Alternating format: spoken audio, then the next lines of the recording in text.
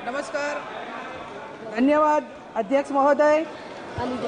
मैं अपने पार्टी के नेता एवं नेता प्रतिपक्ष श्री राहुल गांधी जी को धन्यवाद देना चाहती हूं, जिन्होंने कांग्रेस पार्टी की तरफ से मुझे बोलने का अवसर प्रदान किया। महोदय, महामहिम राष्ट्रपति जी का अभिभाषण अत्यंत ही निराशाजनक है, जिसका मैं विरोध करती हूं। जिस प्रकार भारत की महामहिम राष्ट्रपति जी द्वारा अपने अभिभाषण में सरकार की कमजोर नीतियों और योजनाओं पर विचार प्रस्तुत किया गया है, उपसर मैं अपने कुछ वक्तव्यों में प्रस्तुत करना चाहती हूं।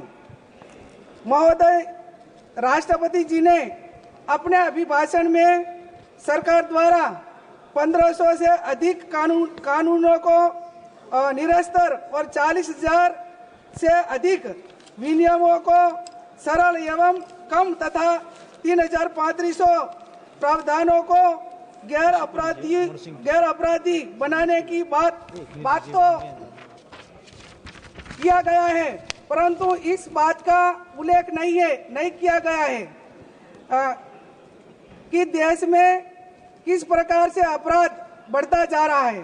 खास तौर से भाजपा शासित प्रदेशों में प्रशासन द्वारा जिस प्रकार से नियम एवं कानूनों की धज्जियां उड़ाई जा रही है, कितनी सारी गैर कानूनी गतिविधियों में भाजपा का पदाधिकारी सम्मिलित है, जिससे ऊपर कार्यवाही करने से बजाय प्रशासन उसको बचाने में जुट जाती है।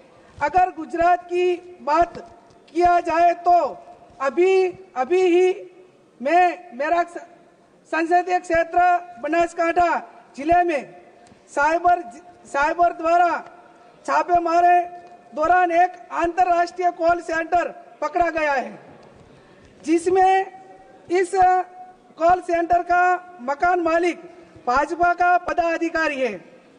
पुलिस प्रशासन ऊपर कार्यवाही करने के बजाय उसको बचाने में जुटी हुई है तथा सरकार पारदर्शिता की बात तो कर रही है, परंतु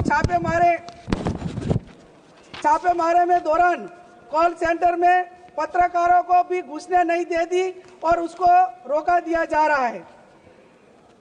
राष्ट्रपति जी ने सरकार द्वारा 2 साल में 10 लाख नौकरियां देने की बात कही है, परंतु प्रधानमंत्री जी द्वारा 1 साल में 2 करोड़ नौकरियां देने की जो बात कही थी, उसमें भी कुछ हुआ नहीं है। और साथ ही एक सारे जो हमारे युवाओं को जो नौकरी मिलती थी, वो भी गुजरात और पूरे देश में खाली जगहों में खाली पद रखा गया है और रेगुलर भर्ती भी नहीं हो रही है। रेगुलर भर्ती नहीं होने की वजह से जो करार आधारित और जो नौकरियां दी जाती है, वो सारे लोग भ्रष्टाचार कर रहे हैं। अगर हम राष्ट्रपति जी द्वारा किसानों की जाने वाली किसानों की बात कीजिए तो पूरे गुजरात और देश में जब हमारी यूपीए की गवर्नमेंट थी तो किसानों का कर्जा माफ किया था।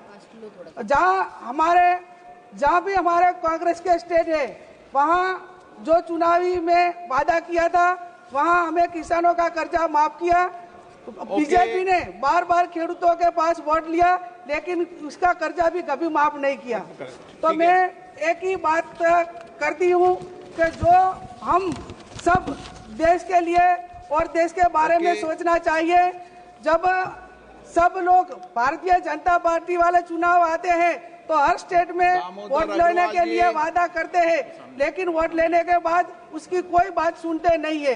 तो मैं माननीय अध्यक्ष महोदय, मुझे महामहिम राष्ट्रपति जी के अभिभाषण पर भारतीय जनता पार्टी की ओर से